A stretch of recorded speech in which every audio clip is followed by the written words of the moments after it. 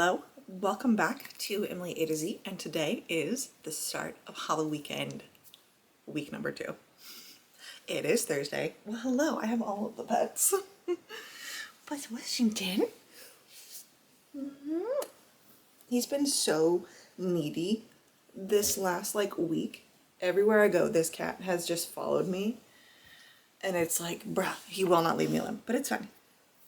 Okay, so fun, real quick personal life update. If you have never been here before, this is not going to make sense, but I just want to say I had my follow-up appointment this morning, literally like an hour, not even an hour ago, for my toe.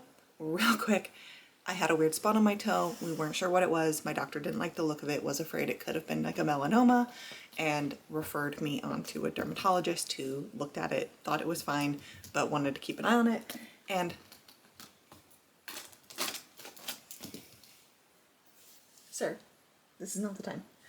Wanted to keep an eye on it just to make sure, and I'm happy to report at my follow-up appointment today, he has cleared me. We are all good, not cancerous. It was like a trauma had happened to my nail bed, and what we were seeing was like blood that had come to the surface and needed to grow out. But I have been cleared, everything is fine.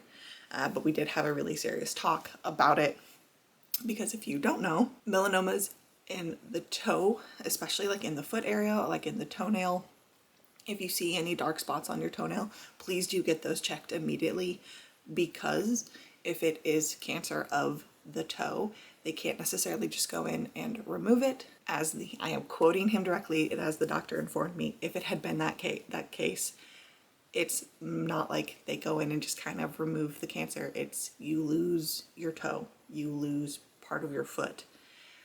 It's very serious when it is in that area. So he was extremely happy that my doctor was like on it and referred me right away, that I was paying attention, that I was keeping track, that I had taken photos and was like aware and said something. Because even though it wasn't, if it had been, we acted quickly. So check your body, look at your stuff, and just be aware. That's my PSA. So I'm in a great mood. Let's get into the video, but I am overjoyed because everything's good. And I'm gonna carry this good mood into my weekend. Let's look at roll number 1. We started off here, and what is this? This is number 14 in the yellow bedroom, which is to read a book with a cover you dislike or eat or drink a fall-themed treat. A cover I dislike? A cover I dislike? Don't worry. Look at this. Look at this. Carmilla by Joseph Sheridan Fanu, edited and introduced by Carmen Maria Machado. Also, the overarching theme for this room is intimidating. And did you see I changed my little token to match the color of the room? I realized I have like all of the colors I could have done. So I could have waited and used my green for the green room. I'm just gonna have to flip it because I have a red one. The red one will be used. It's fine. Anyways, this is intimidating. So everything in this room, anything I pick also has to have like an intimidating feel to it. I'm going with Carmilla. 1, hate this cover. This is ugly. What is that? A moon? Why is this a moon? Isn't this supposed to be vampires? Why would it be a moon? Why not like a bat? But it's just a gray. It's ugly. It's gross. I hate it. Anyways, why is this intimidating? Because it is a classic. And classics for me can be like real boring. I either have a great time or I have a god-awful time. And I have not had a good time in a while when it comes to a classic, so I am very intimidated by this. I hope that I like it. I do enjoy Dracula, so it will be interesting to see like the first vampire story, like this predates Dracula. I am interested in it. Compelling tale of a young woman's seduction by a female vampire was a source of influence for Bram Stoker's Dracula. But here's the thing.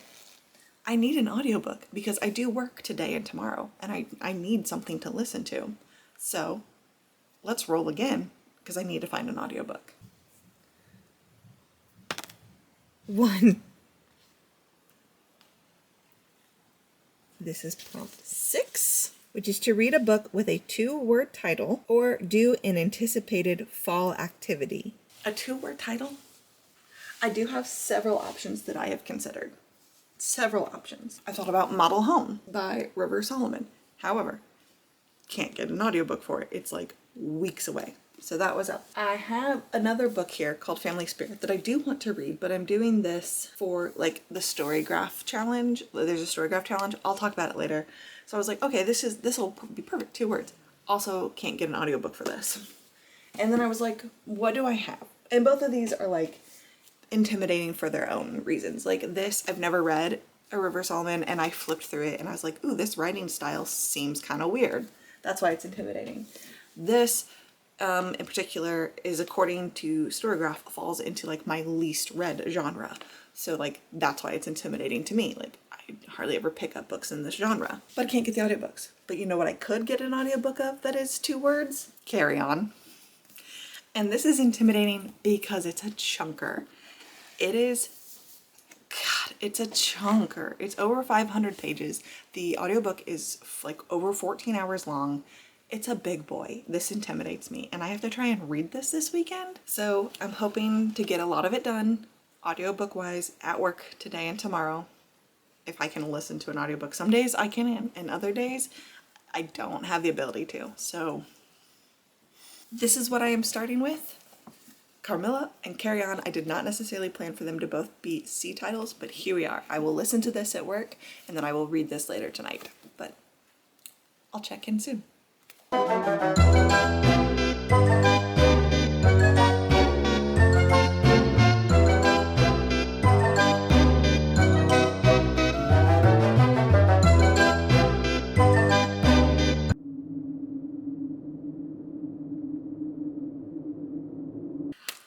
It is Saturday. Oh, it's pretty late Saturday afternoon, and I have been busy getting the house ready, running errands, getting things ready to go because my in-laws will be here in about another hour. So I'm a little close on time.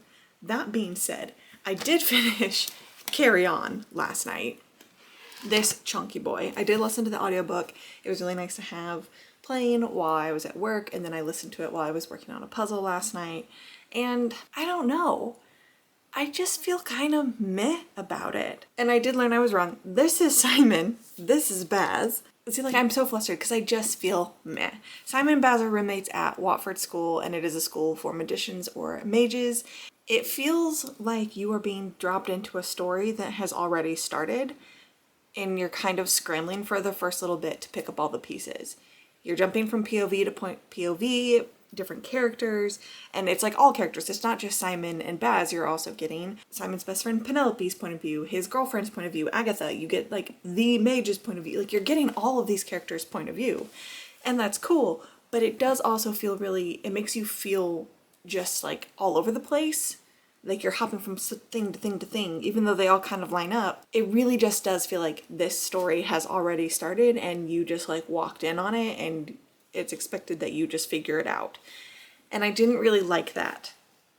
I got rather confused at points, and then the way it wrapped up just felt really lackluster. I think it was supposed to have, the big conflict was supposed to have this big, meaningful, impactful experience.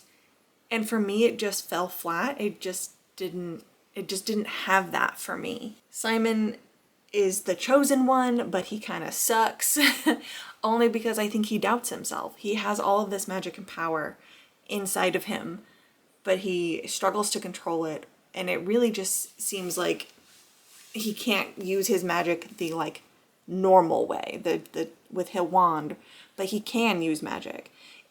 It's like he's so powerful that if he just concentrates and just thinks about it, he can use his magic. And I feel like he gets so bogged down in, oh, I'm supposed to speak words, I'm supposed to use my wand, that it then kind of messes with him. And if I could figure that out, I don't know why he couldn't figure that out, that he just has to think. He just has to concentrate. I enjoyed that it's like their magic system is all based in real world phrases and nursery rhymes and song lyrics and movie quotes, that it is so strongly language based that, you know, that there are phrases that we use in our everyday life that if we had magic, we could then cast spells with this normal phrase. It's, you know, that words are powerful.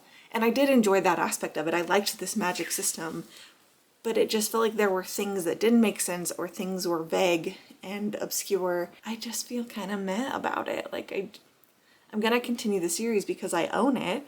I'll read the second one, but I don't know if I'm gonna actually finish the series. I think it's just a trilogy. What is the last one's song? The last one is called, it's a longer title. Like this one's Carry On, that one's Wayward Son. And yes, that is important. It is intentionally supposed to be like song lyrics because of, again, the world has power. I'm giving it like a 2. It even had one of my favorite tropes, which is enemies to lovers. And I don't know, it just felt kind of flat. Like I had a good time, but it wasn't enough for me to really feel outstanding. I'm not going to keep it. Like I will be donating this, and that's okay. That is okay. With that, I have not finished Carmilla though. And the thing is, it's like, this is not that many pages. And this is also why this is intimidating, because it's not that many pages, but the language, it is that old school language. It is kind of dense. I'm a little confused because of the old-fashioned language, but it's fine so far. I haven't read that many classics. I will be able to read a classic, and that's awesome, but it's slow. This one's dragging on. So I am hoping to read a little bit more before my in-laws get here, read some more in this before, they get here, and then I have to make dinner and socialize and stuff. I'll be able to read again later, but like, they're family, and I want to spend time with my family. So, whilst I have some free time, but I need to know what else I need to do this weekend, because I'm not sure how much more I can get in this weekend. And I am nowhere near ready to get out of this room. So, I haven't even gotten to the equipment yet. So let's check out my next roll.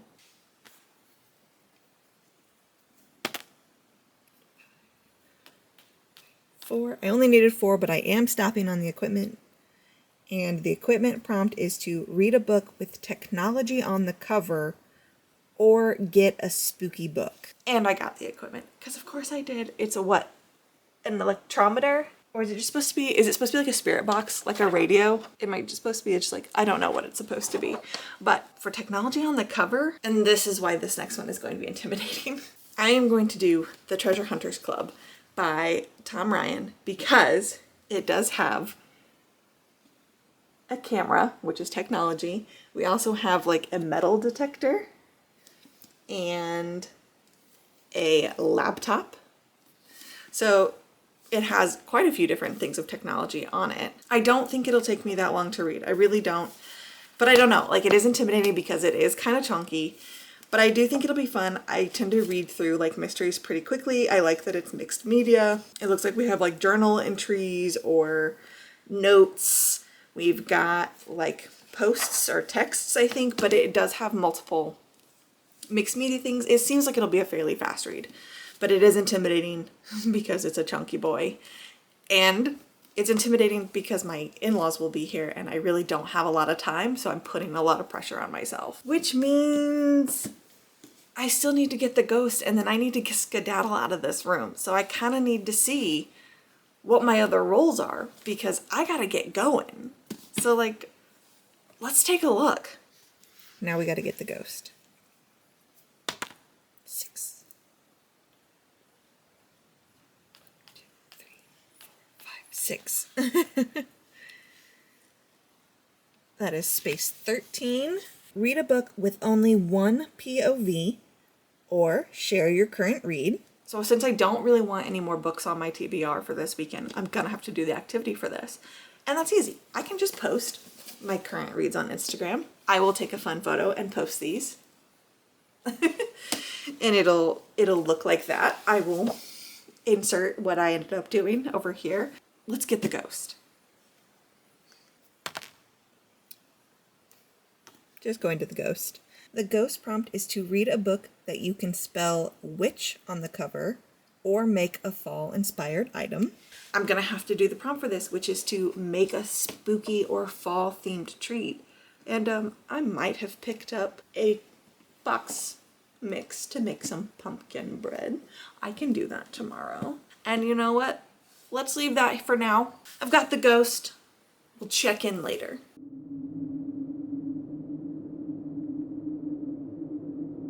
It is Sunday.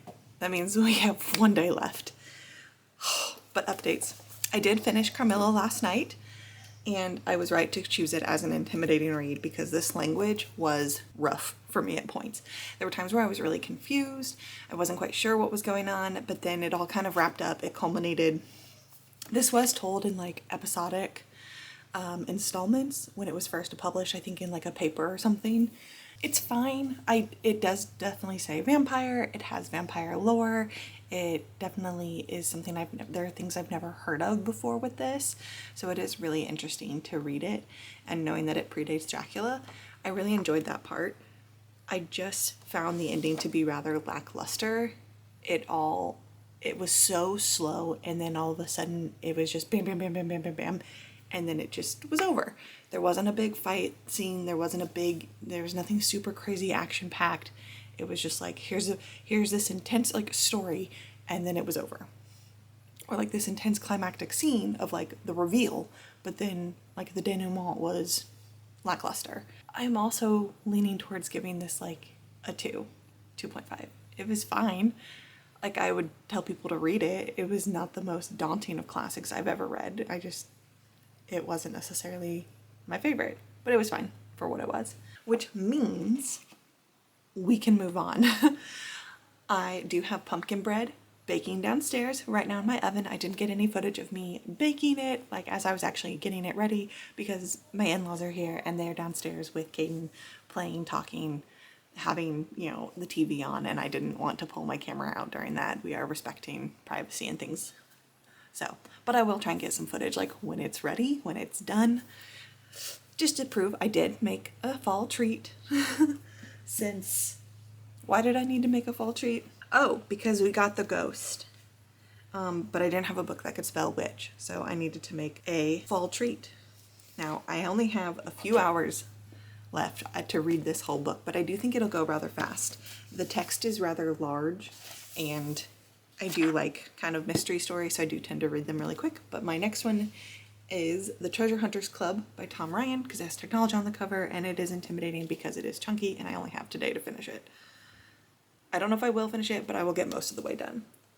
But that means this is my last book, but I still need to get out of the room. So let's check out my next roll. I'm gonna have to roll at least 2 more times, if not more, just to get out. Oh hey, I've already been here. So that's 14, which is, again, to read a book with a cover you dislike, or eat or drink a fall-themed treat. I'm not going to double up. I'm not going to be like, oh, Carmilla, because like, no. But the other, to like eat a fall treat, I'll have my pumpkin bread and it'll be fine. So then let's roll again so we can get out of this dang house, this dang room. Roll the clip. There it is. 1, 2, 3, 4, 5, 6. That is my last prompt. And what is that? Number 20. Read a book with a favorite trope or share a spooky book rec. Don't have another book, but I can give a spooky book rec. Ooh, so what do I want to recommend? I do love quite a few horror books. So if you're looking for weird body horror, I guess that's kind of what I gravitate towards. Eat the Ones You Love by Sarah Mary Griffin, fantastic. Or also Dead Silence by S.A. Barnes. Ate this up when I read it last year. It was so good. That is set in space. Titanic meets... Storygraph says Titanic meets The Shining. Yeah. So good. Love that. That's outer space cosmic horror. The crew finds this abandoned ship that was long thought missing, and things go awry as they start to like delve into this ship kind of thing. That was really good. What else? I'm looking at my shelves. A Head Full of Ghosts. I read Head Full of Ghosts by Paul Tremblay. I think I kind of liked that. And then one more. One more rec that I can give that I enjoy. See, I have books that are coming to my brain, but I don't think I loved them. But if you want like Haunted House, like The Spite House by Johnny Compton, Episode 13 by Craig DeLuey, for like weird, like liminal space horror. I have so many books, but like the ones I definitely recommend, Eat the Ones You Love, Dead Silence. Those are my recs.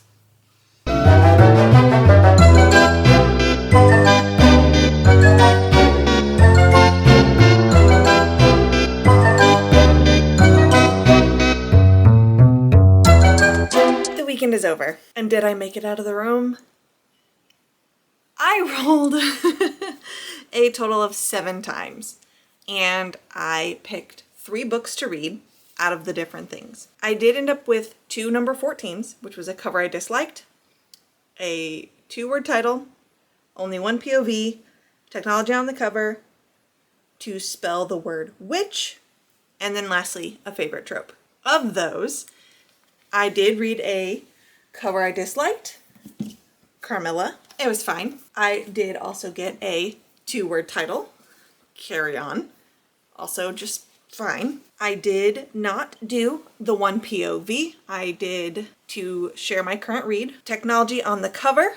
I chose The Treasure Hunters Club. A book that used to spell witch was to make a fall, I did not pick, which then was to make a fall item, and I did make some pumpkin bread. The second 14 I got, which was another cover I dislike, I chose instead to eat or drink a fall themed item, and while I did not actually eat any of the pumpkin bread that I made yet, I did make another one of those pumpkin banana smoothies and added more pumpkin spice to it, a little whipped cream on top. Excellent, so I'm gonna count that as successful. And then the favorite trope or spooky book rec, you already saw me do that, I gave you some recs. Now, technically, I didn't make it out of the room. I only made it 64 pages into this book. It's really good so far. It seems cute. It's rather fast-paced. We've already been introduced to all 3 of our main characters. It's gonna be a fun little mystery story, treasure hunt, I'm holding it backwards, heist story with family dynamics, and I am really interested in it. I am excited to read it. It is the Literally Dead book club pick for October, so I'm gonna read it anyways. I just didn't get it, which means I am going to add on a stipulation that I do have to finish this book next weekend before I can do anything else. Like, it has to be done. That's the rule, because technically I'm still stuck inside the kitchen, the bedroom. I want to go into the kitchen, but I'm still stuck in the bedroom. So I'm gonna have to finish this and then we'll power through. But luckily I'm heading into the purple room next, and looking at the purple room, at minimum, I could roll 3 times and be done with this room. So I think it's okay. I'm feeling okay with the purple room. Plus next weekend again, my in-laws won't be in town. It'll be totally fine. It'll be different. So that's where we are right now. I did not make it out of the intimidating room, which is a shame, but I have to try and get into the haunted kitchen next week, and we'll see how I get there. Thank you for watching. I can't wait to see you next week and continue on with Halloweekend Readathon. This is so much fun. Bye. I forgot my own outro. I don't know.